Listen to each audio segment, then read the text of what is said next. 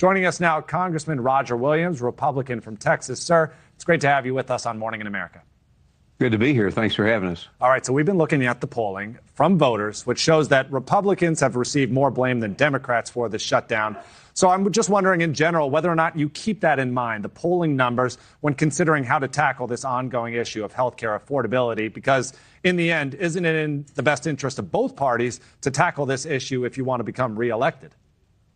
Well, it's certainly an issue that you have to fix. And, the polling, I've seen all different various polls, but it doesn't really matter. I mean, the truth of the matter is the Schumer shutdown, September 19th, we voted to open the government. And then last night, we voted to open it up again. And in between, there was nothing that happened. So it's the past now. Now we need to get focused on things like that we passed for the big, beautiful bill.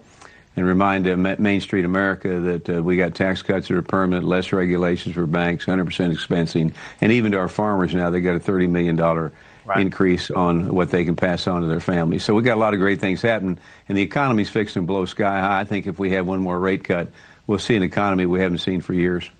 It's good to hear, and obviously promising optimism coming from you.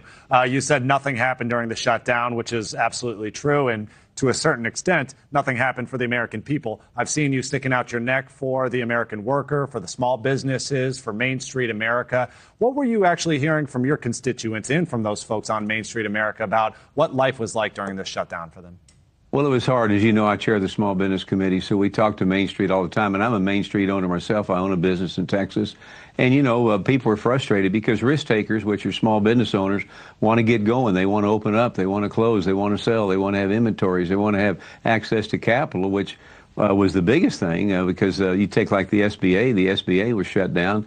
People couldn't get their loans. People couldn't get papers processed. So Main Street was really at a standstill. But I think now everybody's got a little hop in their step this morning. They're ready to go back and do business and hire people, put people to work, and create net worth. Sir, it seems as if affordability is going to be the issue driving the midterms next year. What do you say to the Americans out there that are struggling? I know the shutdown is over and things will get back to normal for those workers that missed out on paychecks or were furloughed, so on and so forth. But what about everyday Americans that are looking at tough times as the holidays approach, particularly if it impacted by the tariffs that are sweeping across our country? Well, tough times, we always face that in America. But the great thing is we're a capitalistic nature. We allow people to take risk and get reward. Competition is important, and it creates jobs. And I think people are going to be able to find out that if they're going to be able to get a job, maybe they didn't. Small business is going to be hiring people.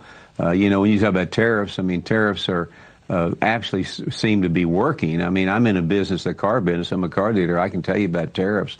But we got a lot of money coming in that's going to go to help some people. If you had a financial statement like your small businesses do, that would show up as other income. So the tariffs don't scare me. I'm very aware of them as a business owner, as a elected official.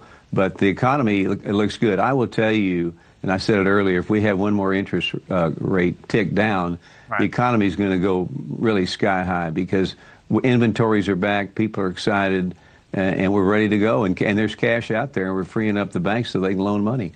Okay, that's Congressman Roger Williams. Thank you very much for your time today, sir. Okay, thank you.